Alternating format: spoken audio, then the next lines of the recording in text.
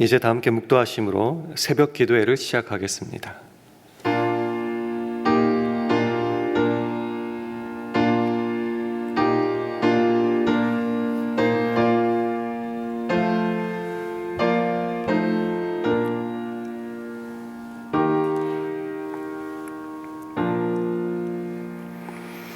범사의 우리 주 예수 그리스도의 이름으로 항상 아버지 하나님께 감사하며 그리스도를 경외함으로 피차 복종하라. 아멘. 하나님 아버지, 주님의 자비와 긍휼이 아침마다 새롭고 주의 성실이 큼을 깨닫기에 오늘도 새벽 기도에 나와 말씀과 찬양, 기도로 하루를 시작합니다.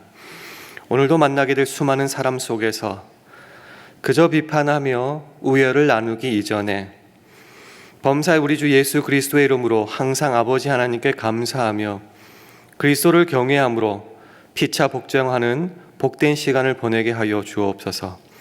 그럴 때 그 속에서 하나님이 만들어내시는 은혜와 역사를 경험하게 하심으로 허락된 시간 속에서 따뜻한 시선으로 바라보며 주어진 조건을 감수하게 하시고 그래서 예수 믿는 자의 아름다운 모습을 세상에 드러내게 하옵소서. 예수님 이름으로 기도합니다. 아멘. 다 함께 찬송가 448장 함께 부르시겠습니다.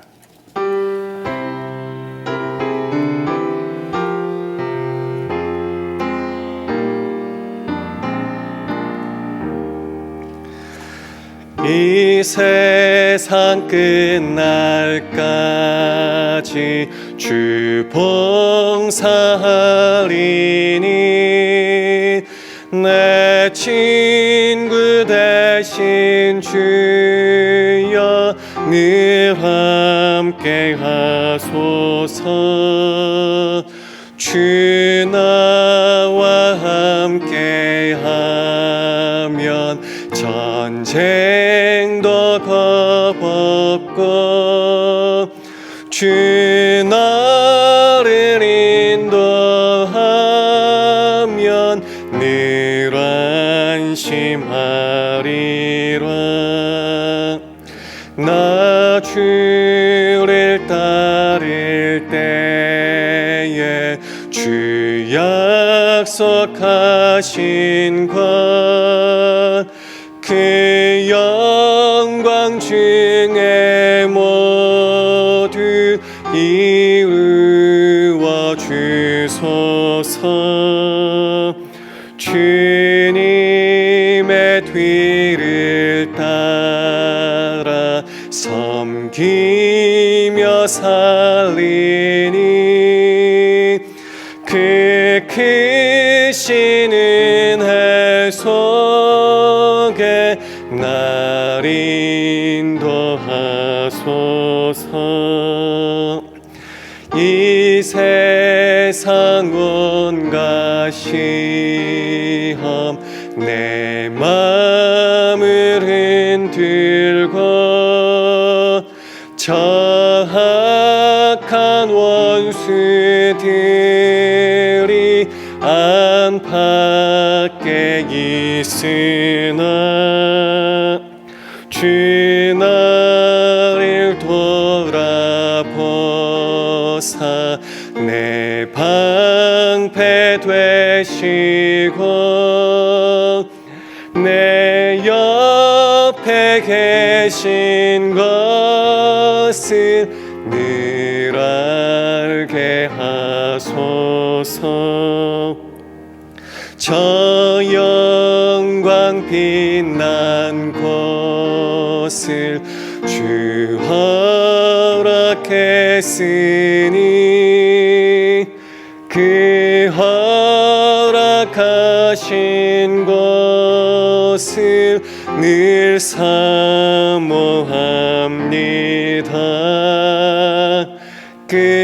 끝까지 쉬지 않고 주 따라가리니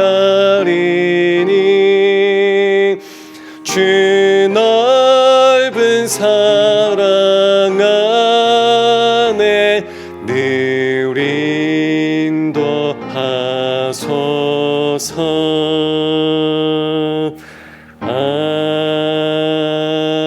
아멘. 하나님의 말씀은 로마서 14장 1절에서 4절 말씀입니다.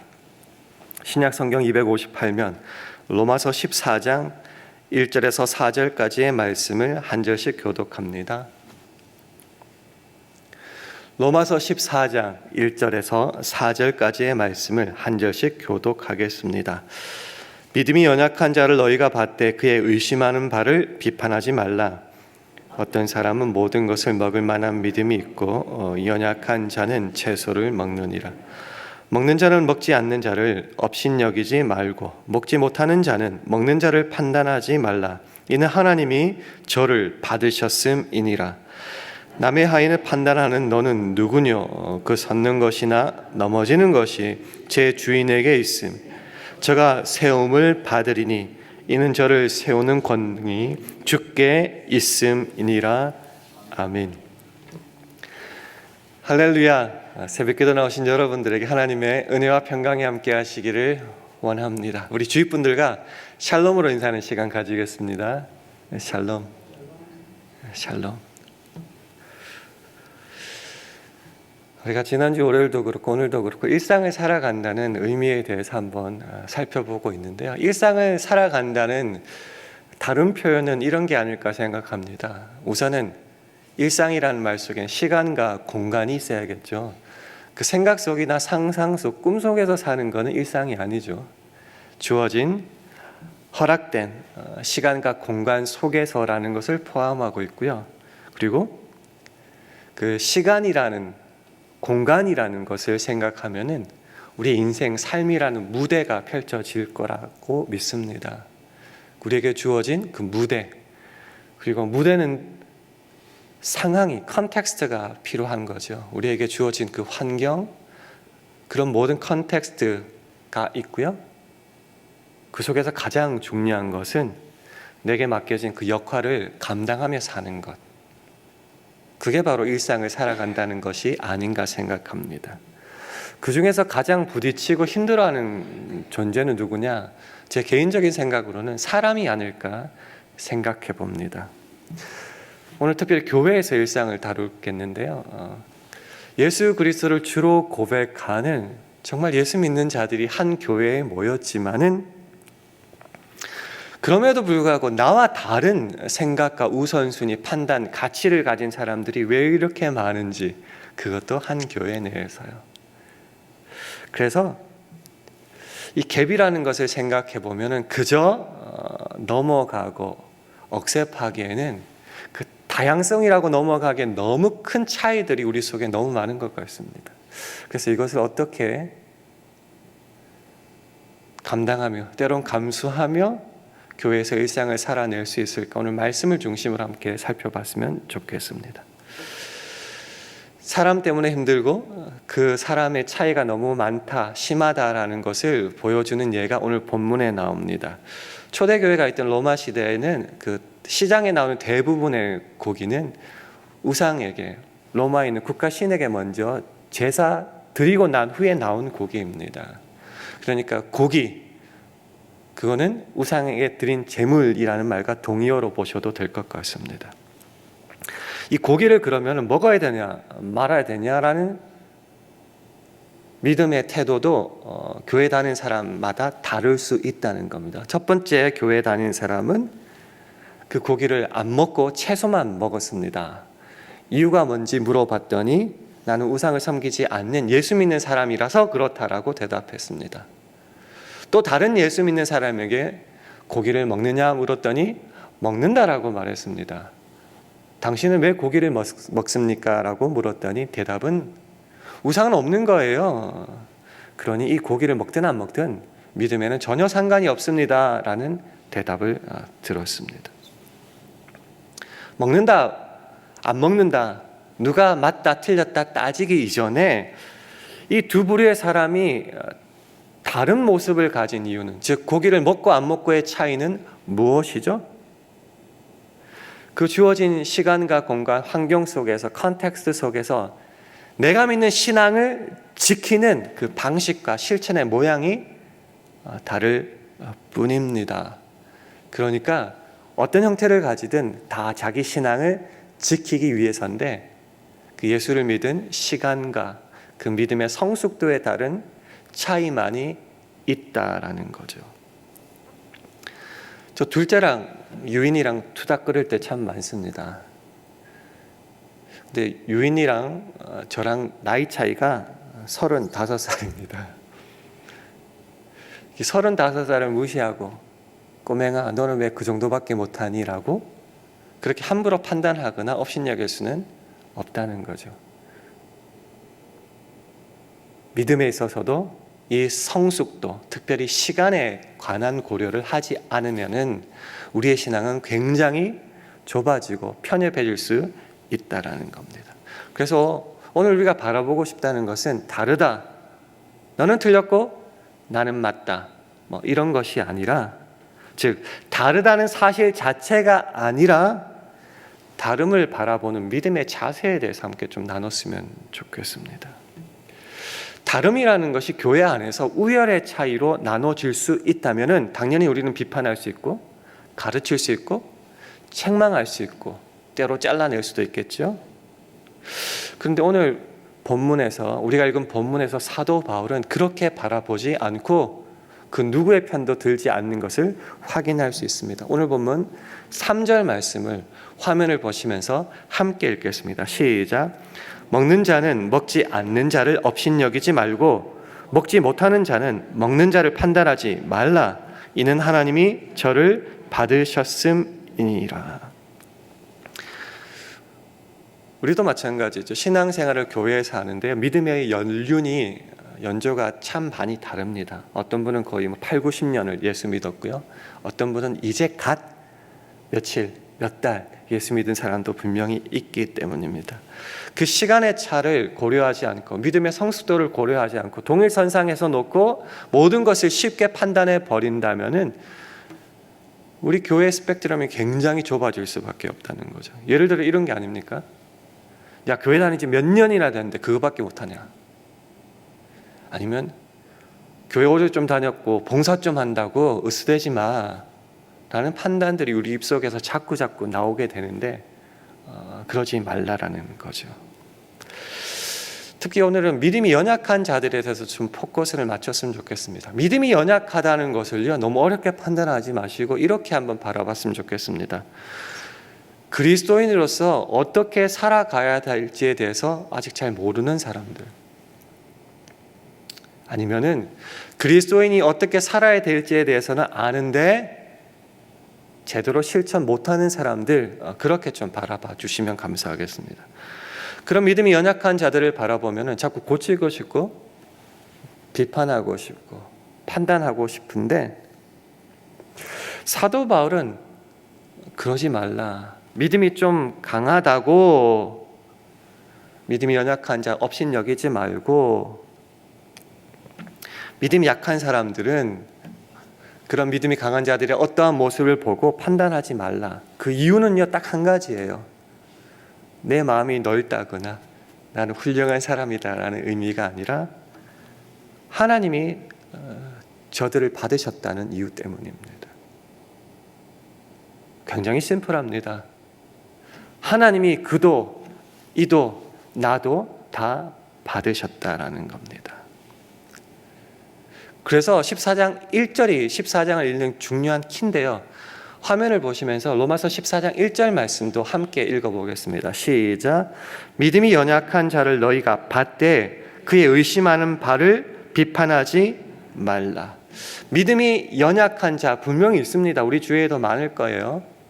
그리고 그렇게 판단할 때는 나는 믿음이 강한 자라는 것을 전제하고 있습니다.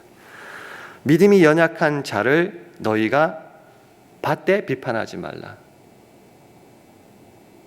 똑같은 말을 바꿔서 말씀드릴게요. 연약한 자는 비판의 대상이 아니라 받아들임의 대상입니다. 다시요. 믿음이 연약한 자는 비판의 대상이 아니라 하나님께서 저도 받으셨으니 받아들임의 대상입니다. 이 마음가짐이 우리에게 있어야 된다는 거죠. 어떻게 이것이 가능한가?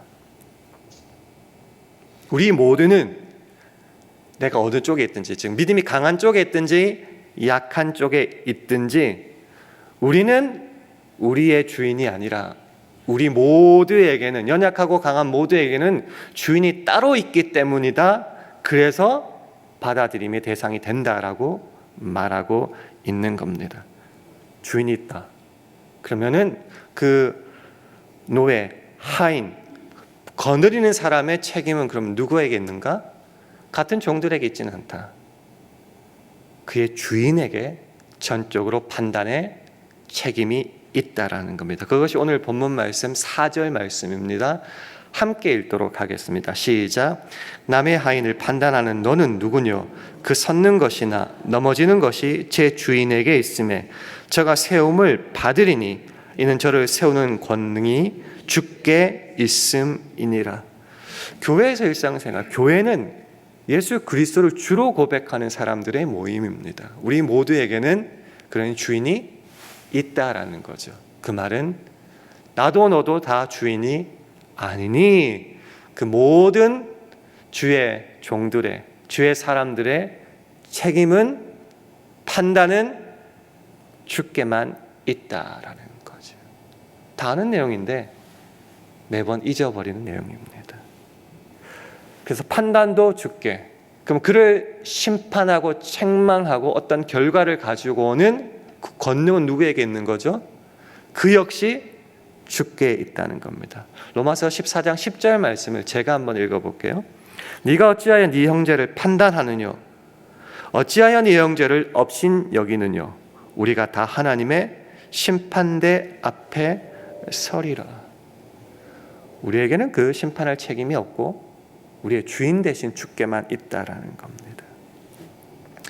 그래서 교회에서 일상을 살아간다, 특별히 사람과의 관계에서 초점을 맞춰보면은 우리는 자꾸 사람과의 관계, 사람을 자꾸 바라봅니다. 사람을. 그러면 안 되겠죠. 교회에서의 일상은 사람과의 관계 속에서 살아가는 것이 아니라 하나님과의 관계 속에서 살아가는 겁니다. 억울하다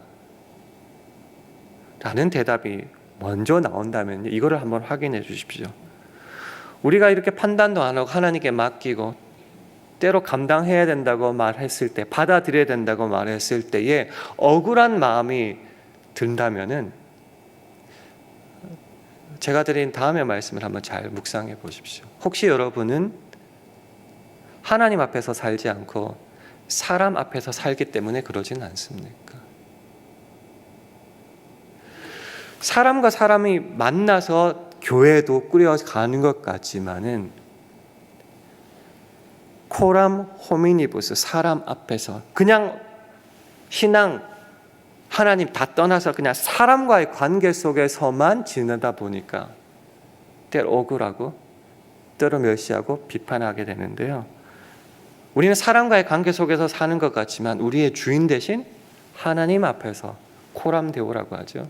하나님 앞에서 살기 때문에 우리가 그 사람을 바라보지만 그 사람과 함께 하신 하나님을 바라보면서 살아가며 행동하며 말할 때에 그 억울함은 없어질 것이다 라는 거죠.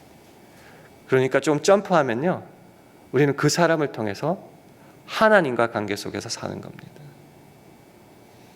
그래서 교회에서 일상은 믿음의 관계죠. 믿음의 관계, 어려움만 뛰어넘는 그런 기도의 영역 이렇게 생각하지 마시고 사람과의 관계 속에서도 하나님을 바라보며 하나님을 대하듯이, 왜냐하면 그를 하나님이 받으셨으니까요, 그렇게 살아야 된다라는 겁니다. 그래서 이런 맥락 속에서 우리가 정말 암송하고 잘 아는 유명한 구절이 나오는 겁니다. 로마서 14장 7절에서 9절 말씀을 한 절씩 교독하겠습니다. 우리 중에 누구든지 자기를 위하여 사는 자가 없고 자기를 위하여 죽는 자도 없도다. 우리가 살아도 주를 위하여 살고 죽어도 주를 위하여 죽나니 그러므로 사나 죽으나 우리가 주의 것이로 함께 했습니다. 이를 위하여 그리스도께서 죽었다가 다시 살으셨으니 곧 죽은 자와 산 자의 주가 되려 하심이니라.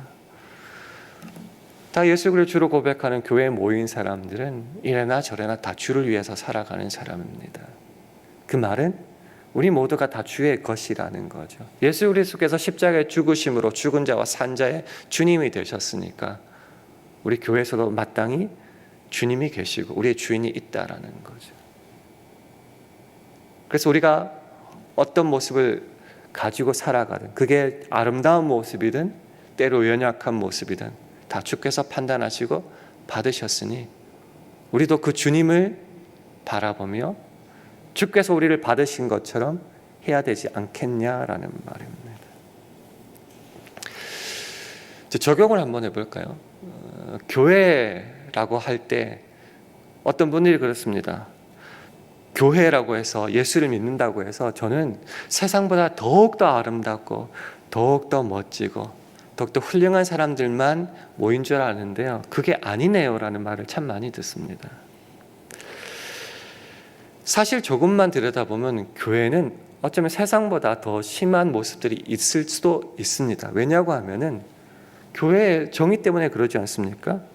죄인들이 모인 곳 교회 아닙니까? 구원이 필요한 곳, 그래서 그 사람들이 모인 사람들의 모임 교회 아닙니까?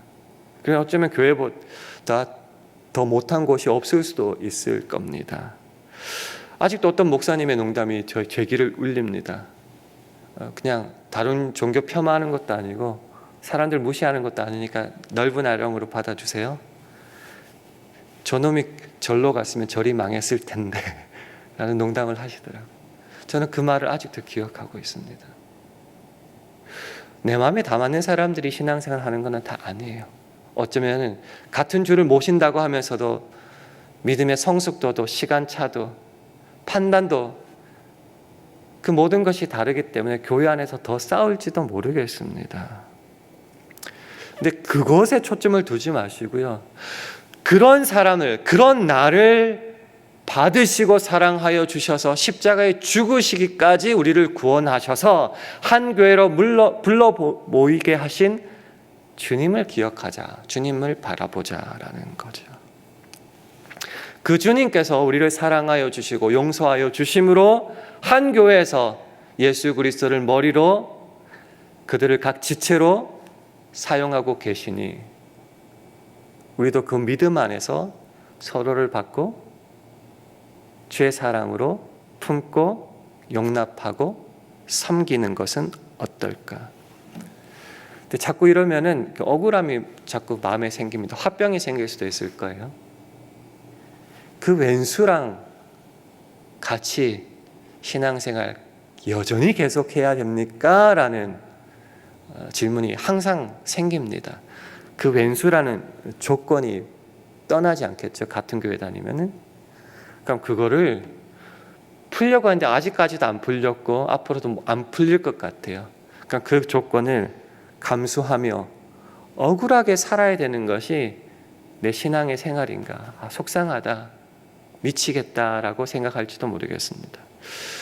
자, 그 왼수라는 주어진 조건, 예, 맞습니다. 근데 우리의 주인 되신 주님께서 우리에게 허락하신 조건입니다. 그거를 놓치면 안 되겠죠? 억울한가? 세상적인 입장, 사람과의 관계 속에서만 바라보면 억울한 건 맞습니다. 그러나 다시요, 우리의 주인 되신 주님, 우리가 믿고 고백하는 그 주님의 관점에서 보면은 왜 허락하셨을까? 넉넉히 감당할 수 있고 그것을 감당할 힘과 능력을 우리에게 이미 주셨고 이것을 통해서 우리에게 말씀하시고자 하는 그 목적과 사명과 뜻이 있기 때문에 우리에게 허락하셨다. 그래서 억울한가? 아니다. 주님 안에서 넉넉히 감당할 수 있는 조건이다라는 것이죠. 답답합니다 라고 생각할 수 있겠죠. 그래서 이 성경 구절을 함께 좀 나눴으면 좋겠습니다. 에베소서 5장 20절, 21절 말씀 화면을 보시고 함께 읽겠습니다. 시작. 범사에 우리 주 예수 그리스도의 이름으로 항상 아버지 하나님께 감사하며 그리스도를 경외함으로 피차 복종하라. 이것이 오늘 설교의 요약일 수도 있습니다. 범사에, 교회 생활하고 교회에서 일상을 살아가는 그 범사에 어떠한 경우에도 우리 주 예수 그리스도의 이름으로 항상 아버지 하나님께 감사하며,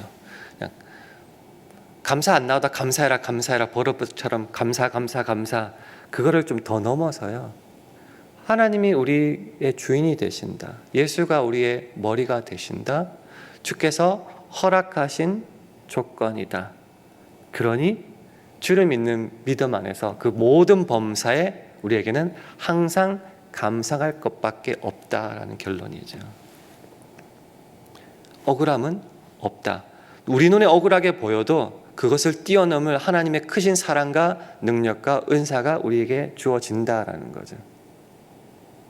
그러니까 감사하는 거죠. 그럼 감사를 실천하는 방식은 뭔가? 그리스도를 경외함으로. 우리를 비판하고 때로는 판단하고 심판하신 모든 권한은 주께 있어요. 그래서 주님을 두려워하는 마음으로. 왜 굳이 그 사람과 나를 우리 교회로 묶어 주셨을까? 그 주님의 뜻을 나는 감히 상상은 못하지만은 그 주님을 경외함으로 마지막 구체적인 행동은 피차 복종하는 것. 사랑의 저는 가장 아름다운 모습 중에 하나가 피차 복종하는 걸 믿습니다. 섬기는 것을 넘어서서요, 복종하는 것. 때로는 조건은 아니지만은 주를 경외함으로 복종하는 것. 제 말씀을 한번 맺어볼까요? 일상을 살아간다, 특히 교회에서 일상을 살아간다의 다른 표현은 시간과 공간이 주어진다고 했죠. 상상 속이 아니에요. 저 꿈속에서는, 생각 속에서는 이미 다 화해하고 하하호 했는데 현실은 아닐 수도 있어요. 시간과 공간 속에서. 인생이란, 삶이란 무대가 있습니다. 환경이란 컨텍스트가 있습니다. 그 속에서 내가 주께서 주신 그 역할을, 사명을, 직분을 가지고 실제로 살아가는 게 일상을 살아가는 겁니다. 이 교회에서 모두의 주인 되신 주님 앞에서 일상을 살아갈 각오는 그러면 뭔가? 이런 게 아닐까 결론 내리겠습니다. 현실은 답답합니다. 때로 걱정되기도 하고 불안하기도 하고 두렵습니다. 그러나 우리는 그 환경을 바라보지 않고 그 모든 것 위에 계신 주님을 바라봅니다. 그래서 어떻게 사느냐고요? 판단하지 않습니다. 비판하지 않습니다. 대신 감당하고 기다리며 살아냅니다. 그리고 그것을 하는 우리들의 표정은 어떻냐? 첫 번째, 우리의 눈이 사랑스러워질 수 있겠죠. 저 왼수 같은 사람이지만은 왼수를 보는 것이 아니라 그와 함께 하시는 하나님을 보기에 눈은 사랑스러워져야 됩니다. 둘째, 찡그리지 말고 웃으십시오. 하나님 우리와의 관계 속에서 만들어 가시는 것을 기대하기 때문에 넉넉히 웃어 주십시오. 말하는 것은 따뜻해지십시오. 욕하기 쉽고 때로는 말조차 안 나오지만은 그 사람과 함께 하시는 주님을 바라보면서 따뜻한 말, 즉 사랑스러운 눈, 넉넉한 웃음, 그리고 따뜻한 언어 생활. 그렇게 살아갈 때에 우리가 바라보는 것은 하나님이 만들어 가시는 변화와 회복과 고침과 평강이라는 겁니다. 살아가야겠죠. 한번 오늘 말씀을요, 한번 가슴 깊이 한번 새겨주시고, 우리들이 살아가야 될 교회 생활, 얼마나 같은 교회에서 함께 살아가야 될지는 잘 모르겠지만 이 교회에서 일상생활의 가장 기본적인 자세를 확인함으로써 우리 샬롬 교회가 주께서 만들어 가시는 그런 회복과 변화가 있기를 바라보는, 거기를 가장 먼저 바라보는 저와 여러분 되기를 주님의 이름으로 축원합니다.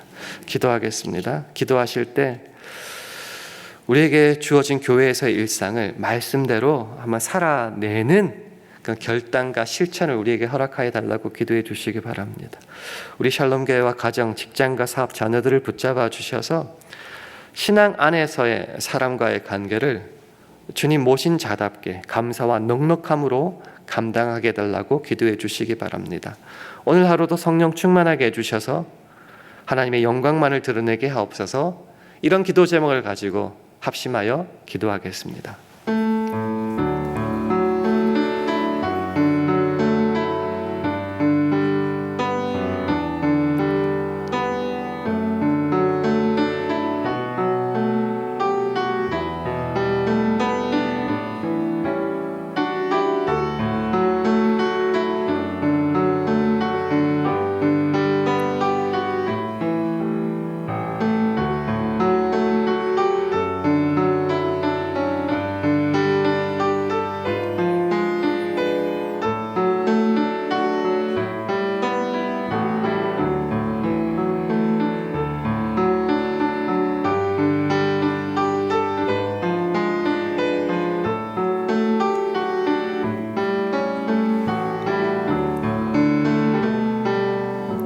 하나님 아버지, 교회 생활 가운데 특별히 우리에게 허락하시는 사람과의 관계 속에서 함께 주님을 모신 사람다운 넉넉함의 모습을 날마다 드러내기를 원합니다. 주님과 함께라면은 우리가 감당하지 못하고 살아내지 못할 환경과 조건은 없음을 믿습니다. 허락하신 믿음으로 감사로 순종하며 인내함으로 그 조건들을 감당할 때 우리 샬롬교회 내에서 주께서 만들어 가실 그 변화와 일하심을 기대하게 하시고 그것을 날마다 맛보게 되는 우리 모두 되게 하여 주옵소서. 예수님 이름으로 기도합니다. 아멘. 하늘에 계신 우리 아버지여, 이름이 거룩히 여김을 받으시오며 나라의 임하옵시며 뜻이 하늘에서 이룬 것 같이 땅에서도 이루어지이다.